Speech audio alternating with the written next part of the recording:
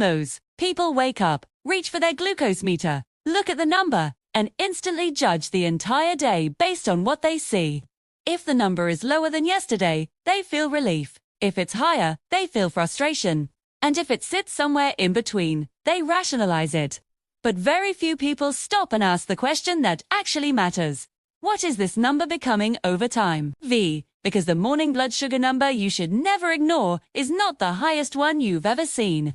It's the one that slowly becomes your new normal. And that shift happens quietly. If you wake up tired, struggle with fasting glucose, or often see high blood sugar before breakfast, subscribe now. This channel is focused on one thing only: understanding morning blood sugar, fasting glucose, why you wake up tired, and what high blood sugar before breakfast is truly signaling, especially after 45. Everything here is about helping you interpret that morning number correctly before it becomes something harder to reverse. Now let's go deeper. A single elevated morning reading does not define your health. Even 2 or 3 elevated readings in a week do not define your trajectory. The human body fluctuates constantly. Hydration changes, stress changes, timing changes. Even small variations in dinner composition can temporarily influence fasting glucose the next morning. 2. Reacting emotionally to isolated readings creates stress, and stress itself can elevate numbers further. So isolated numbers are not the enemy. Patterns are. Shit. Have you ever gotten your lab results back and seen your fasting glucose number? Maybe it's a little high, but not crazy high. Not high enough to set off any major alarms. For many people, over 45, that number might hover somewhere between 115 and 125. It doesn't feel urgent. And your report might not even flag it as a big deal. But this is the one number you should never, ever ignore. Why? Because when this number becomes your new normal, it's a quiet signal that your body's internal settings have changed. Think of your morning blood sugar as your body's baseline. It's what's happening when you're not eating, not exercising, just resting. It's your metabolic calibration. When that calibration starts to drift upward, even slightly, your entire system has to adjust. And here's the tricky part. Our bodies are amazing at adapting. When your glucose used to be 98 and now it's 112, you might notice. But when it creeps to 118, then 124, it starts to feel familiar. Your brain normalizes the new level long before you realize a steady progression is happening. This low, silent drift is exactly how chronic issues develop. They don't just appear overnight. They build up quietly. Many of us wait for a huge, flashing warning sign before we decide to take action. We think if something were really wrong, we'd feel it. But high morning blood sugar doesn't shout, it whispers, and that whisper is the stable, mild elevation that sticks around month after month. Now, consider this. Your morning glucose isn't an isolated event. When your baseline is higher, every single meal you eat starts from a higher launching point. If your fasting glucose is 95 and you spike to 140 after breakfast, that's one thing. But if your fasting glucose is 120 and you have that same breakfast, you might spike to 165. The total amount of sugar your body has to deal with throughout the day is significantly higher. Your baseline determines your daily burden. This isn't just about a future risk of diabetes. It's about the cumulative strain on your body right now, your blood vessels, your nerves, and your cells. The danger isn't in a single reading, but in the constant repetition, day after day. And this becomes even more critical after age 45. Our metabolic margin for error gets smaller. We naturally lose muscle mass unless we actively work to keep it, and our response to insulin can become less efficient. You might hear people say, "But I haven't changed anything. I eat the same way I always have." They're right, they haven't changed. But their body's ability to handle things, their metabolic cushion has shrunk. And that rising morning glucose is often the very first sign. So, let's reframe the question. Instead of asking, "Is this number dangerous?" start asking, "Is this number stable, getting better, or drifting upward.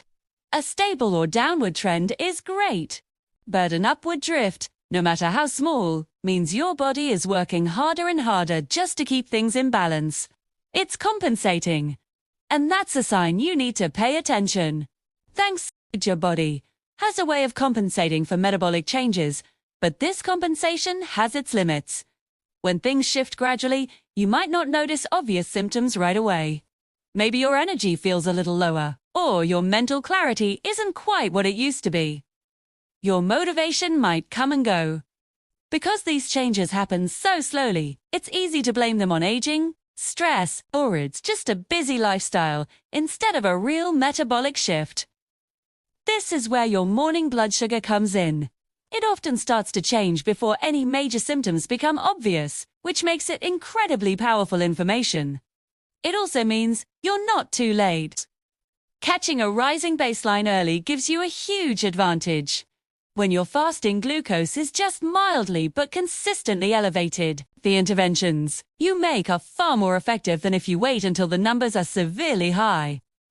At this early stage, your body's regulatory systems are still responsive.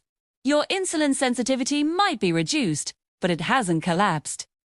The communication within your cells is strained, but it's not broken. This is the perfect time to make small adjustments that can have a massive impact.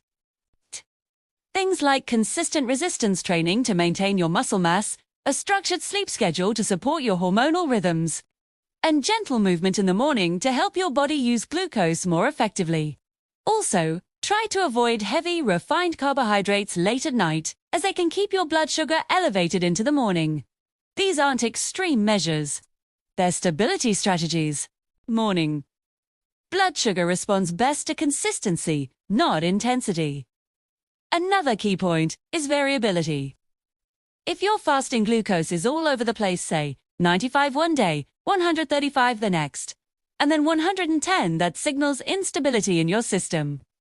But if it stays consistently at 122 every single day, that suggests a drift towards a new, higher set point. Both situations need your attention, but for different reasons. Instability points to regulatory fluctuations, while drift suggests your body is settling into a new normal. The number you should never ignore is the one that becomes your new, higher set point. Because once that new baseline stabilizes, it becomes much harder to bring it back down without deliberate, consistent change. But here's the good news. Set points can be shifted. Your metabolism is dynamic. The same adaptive system that allowed your baseline to rise can also help it fall when you consistently change the conditions.